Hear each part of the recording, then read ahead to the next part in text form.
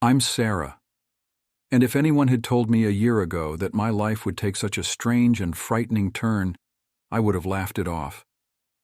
But here I am, trying to make sense of the events that happened at an old Catholic school in the heart of Virginia, where I began my career as a first-grade teacher. The school, a grand old building with Gothic arches and stone walls, had stood the test of time, witnessing centuries of history. I remember the mix of excitement and nervousness I felt on my first day. It felt like something out of a storybook, but as I walked through its dim halls, unaware of the dark secrets it harbored, I felt a sense of unease. My arrival at the school came after a series of personal struggles. I had recently lost my dear aunt under mysterious circumstances. She was a paranormal investigator, passionate about uncovering the truth behind unexplained phenomena. Her death occurred during an investigation at a reputedly haunted mansion. She had brought home a peculiar doll one night. She didn't greet anyone but just took it to her room. The next morning, she didn't open her door. The official report stated a heart attack, but I knew something stranger was at play since the doll had simply vanished. Her untimely demise left me with a lingering curiosity about the supernatural, a quest for understanding that I never fully acknowledged until I arrived at the school. It didn't take long for odd occurrences to begin. The first was a sighting of a woman in a black veil standing silently in the graveyard behind the school. I would see her from my classroom window, a solitary figure among the weathered tombstones, who looked like she had a face of a crow. Each time I tried to get a closer look, she would disappear, as if she were just a figment of my imagination. The school staff, when approached, dismissed my inquiries with an air of disdain, as if I were overstepping an unspoken boundary. They would offer vague explanations or change the subject, but I knew they were hiding something. The children, in their innocence, told me things. They spoke of ghostly figures that roamed the school, figures that were not real. When I asked how they knew, they said they don't appear in mirrors. This revelation sent chills down my spine, stirring memories of my aunt's tales of spirits and apparitions. One particularly foggy afternoon, as the school was cloaked in a cloudy mist, I saw her again, the woman in the black veil. This time she was closer to the school building, and I could see that she wore a mask, dark and sinister, shaped like a crow's head, its eyes hollow and unseeing, evoking a sense of dread that I couldn't shake off. That night, I lay awake, the image of the crow mask etched in my mind. I felt an unexplainable connection to these apparitions, a pull towards the unknown that both scared and intrigued me. I remembered my aunt's voice, something urging me to delve deeper, to uncover the truth behind these spectral sightings. The next day I began to investigate the school's history. It was clear that there was something more to this old building and its inhabitants than met the eye. The occurrences only intensified, evolving from mere sightings to more tangible, unsettling events. One morning, as I walked down the silent hallways, I heard a soft whispering. It seemed to come from nowhere and everywhere at the same time. I paused, straining to listen, and the whispering stopped abruptly as if aware of my attention. In classrooms, objects began to move on their own. Books would fall off shelves without reason, and windows would open and close as if manipulated by unseen hands. That night, while wandering the dimly lit corridors after school hours, I stumbled upon something interesting. Miss Johnson, an art teacher who had been at the school for over 30 years, was huddled in a secluded corner, a lit cigarette between her fingers.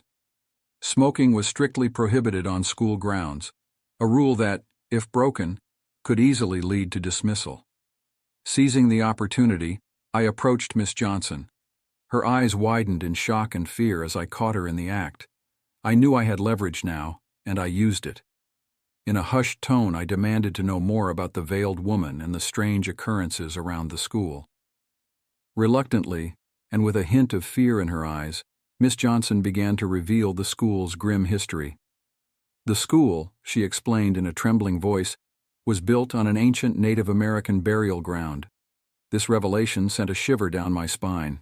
She spoke of the land's history, tainted with violence and massacres. In the 18th century, this area was a battleground between various Native American tribes, steeped in bloodshed and sorrow. There were ancient practices, spells, and a form of dark magic that the tribes supposedly practiced to grant passage to their dead. And then the settlers came and built this school here, driving away the tribes or worse. As she spoke, the air around us seemed to grow colder, the shadows deeper. This mask, she explained, was no ordinary artifact. It was a symbol of great power and fear among the tribes. Wearing the mask during rituals was believed to grant the wearer the ability to communicate with spirits, to seek their guidance or appease their anger. But it was also a harbinger of doom, a sign that the veil between the living and the dead had been breached. The more Miss Johnson revealed, the more the pieces began to fall into place. The woman in the black veil, the unexplained noises, the fleeting shadows, they were all connected to the school VJTMM's tragic past, echoes of a time steeped in blood and mysticism. That night, as I lay in bed, my mind raced with the information I had gathered. The school's foundation on an ancient burial ground, the history of violence, the rituals involving the Black Crow mask. It all painted a picture of a place haunted not just by ghosts, but by a legacy of pain and suffering. Determined to uncover the full extent of this legacy, I decided to visit the school library the next day to scour old records and delve into the history that Miss Johnson had hinted at. There was a restricted section accessible only to the Sisters of the Church. The notion that the school was built on an ancient Native American graveyard was not just unsettling, but it also ignited a thirst for knowledge about the land's dark history. I wanted to know more about it. What I didn't know was that this decision would lead me to a chilling discovery, one that would change everything I thought I knew about the school. The school, with its Gothic architecture and stone walls, was not just a place of learning. It was a monument built upon a foundation of ancient pain and suffering. The library was a treasure trove of old records and forgotten lore. Dusty books and aged manuscripts filled its shelves, each holding secrets waiting to be discovered. As I scoured through the records, my eyes fell upon old newspaper clippings and diaries that spoke of the land's history. There were accounts of battles fought, lives lost, and rituals performed. One particular diary caught my attention. It belonged to a teacher who had worked at the school in the early 1900s. Her entries were filled with observations and anecdotes about the school, but as the days progressed, her writings took on a more ominous tone. She wrote of strange occurrences, unexplained incidents that mirrored what I was experiencing. Her final entries were frantic, filled with fear as she described seeing figures in black veils and hearing whispers in the dead of night. The more I read, the more I realized that the school VJTM's history was steeped in supernatural occurrences, a cycle of hauntings and unexplained events that had persisted for centuries. The connection to the Black Crow mask, a symbol so deeply entwined with the land's history, was undeniable. That night, as I left the library, the halls of the school seemed more foreboding than ever. The shadows appeared to stretch and twist in unnatural ways, and the silence was heavy with secrets yet to be uncovered. I knew then that my journey into the school's past was far from over. There were more secrets to unearth, more connections to make, and I was determined to bring them all to light. In the following days, the school transformed in my eyes. It was no longer just an old building with a story. It had become a nexus of unexplained phenomena and spectral mysteries. The children's tales of people who aren't real, and the history Miss Johnson revealed about the land on which the school stood, set the stage for a deepening of the hauntings. Driven by a mix of fear and determination, I decided to investigate further. I dove into the old records of the school library again and wondered if they might hold more clues. As I sifted through dusty notebooks and ancient registers, a faint, cold breeze rushed past me despite the closed windows. I felt a presence, almost as if a spirit was guiding me. My hand stopped on a particularly old ledger. It was a record of the school's staff dating back decades. What I found in those yellowed pages was chilling. There was a log of the names of the teachers dating back to the 1940s. Alongside their names were their addresses, ages, marital statuses, and some more information. But then I noticed that every few years, There were some female teachers with the symbol X marked against their names. It was exactly what it looked like. There was a pattern of teachers disappearing from the school, their tenure ending abruptly with no explanation. These disappearances stretched back as far as the ledger did.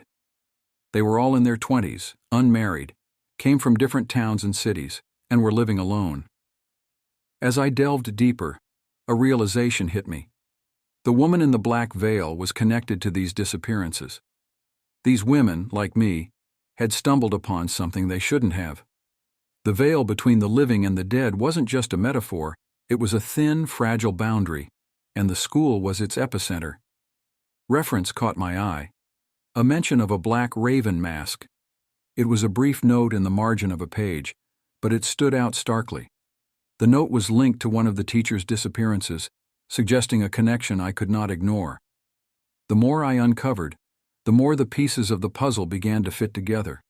The school's troubled past, the indigenous graveyard it was built upon, the ghostly figures, the unexplained disappearances, and now the black raven mask.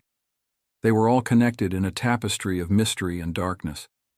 I played the day's discoveries in my mind as I cooked my dinner that night. The whispers in the hallways, the guiding spirit in the library, the haunting pattern of missing teachers. It was as if the school itself was trying to communicate with me, to reveal its secrets. But with every answer came more questions. What was the significance of the black raven mask? How was it connected to the disappearances of the teachers? And most importantly, what did it all mean for me? The following day, I returned to the library, determined to find more answers. The air felt heavier this time, charged with an energy that was both terrifying and exhilarating. I had a gut feeling that I was on the brink of a discovery, one that would uncover the truth behind the hauntings and perhaps bring peace to the restless spirits that roamed the school. And that VJJTMs when I saw it again, a woman in a black veil standing in the library, wearing a raven mask and as still as air. I stood paralyzed, chills down my spine, heart racing. But then I realized it wasn't harming me. It was just looking at me. I opened my mouth to say something, and as if it sensed it, the figure moved suddenly. It floated in the air and slowly started heading towards the library door. My journey into the heart of the school's mystery took a dramatic turn. I decided to follow the veiled raven mask woman. This time, I wasn't as scared, more determined to uncover her identity and her connection to the school's haunted past. As I watched her from a distance, the veiled figure moved with an ethereal grace, drifting towards the old church that stood adjacent to the school. My heart pounded in my chest as I followed, careful to keep out of sight. The church was seldom used, its old pews gathering dust, a relic of a bygone era. The woman in the black veil entered the church, her figure swallowed by the shadows within. I hesitated at the threshold, every instinct screaming at me to turn back, but I couldn't. I needed answers. Inside, the church was shrouded in darkness, the only light filtering through the stained glass windows casting colorful yet eerie patterns on the stone floor. I followed the woman down the central aisle, my footsteps echoing in the silent space. Then she vanished before my eyes, as if melting into the shadows. In her place, I noticed a section of the floor that seemed different from the rest. It was a trap door, cleverly concealed.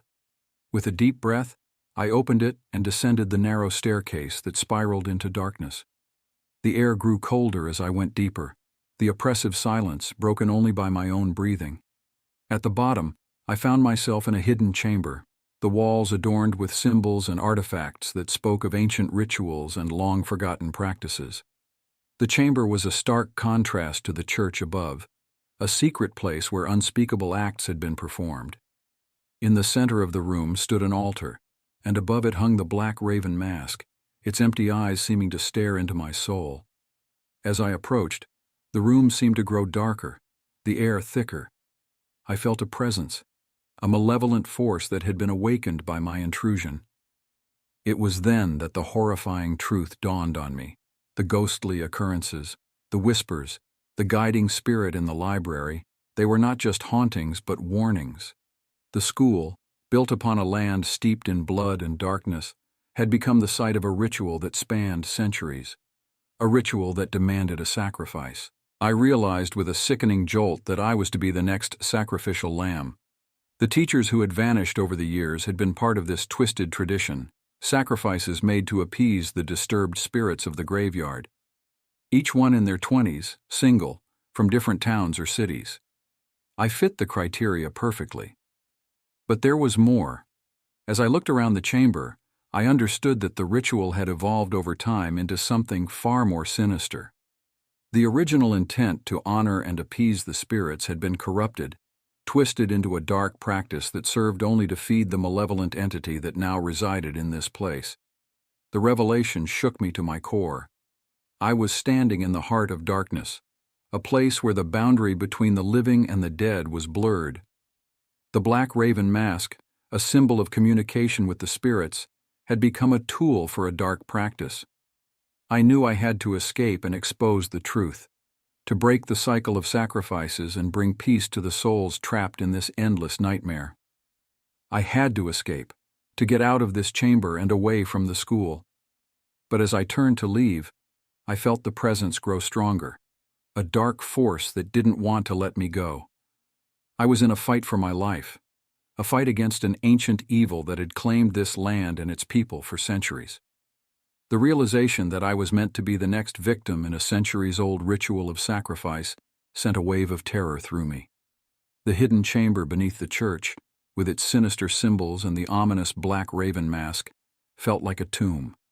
I knew I had to escape somehow to avoid the fate that had befallen so many before me. As I turned to leave, the chamber seemed to react. The air grew colder, and the shadows lengthened, twisting into shapes that resembled human forms. Whispers filled the room, a cacophony of voices speaking in a language I couldn't understand. The words were strange, yet they exuded darkness. Then the old staff of the school entered the chamber one by one, including a scared and ashamed Miss Johnson, whom I now realized were protectors of this dark ritual. Their eyes were devoid of warmth, their expressions twisted into sinister smiles. They began to chant in the same eerie language, moving towards me with a purpose that chilled my blood. In a moment of pure instinct, I grabbed the black raven mask from the altar. Its touch sent a jolt of energy through me, a power that felt both ancient and terrifying.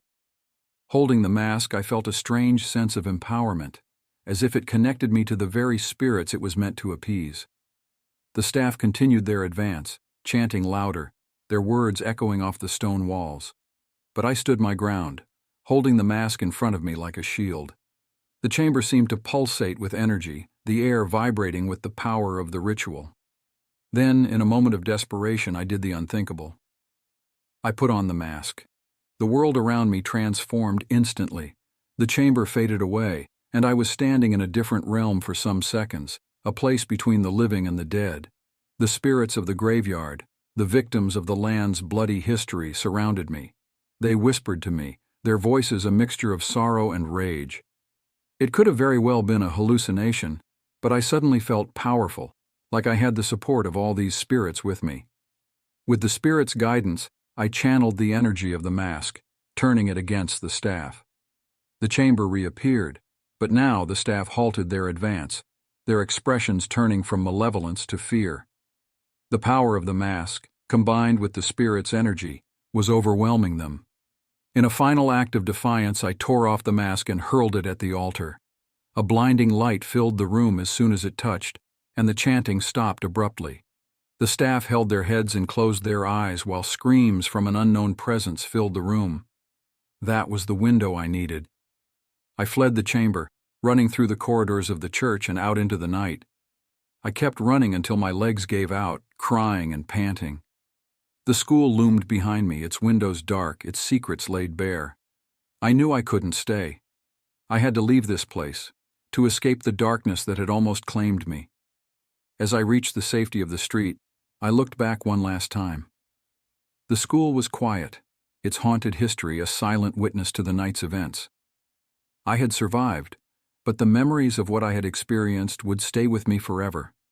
I promised myself that I would tell my story, that the world would know about the horrors that lay hidden beneath that old Catholic school in Virginia. The spirits, I hope, had found some measure of peace, their stories finally brought to light. As I walked away, the first light of dawn began to break over the horizon, signaling a new beginning. The nightmare was over, but its echoes would resonate in the halls of the school for years to come.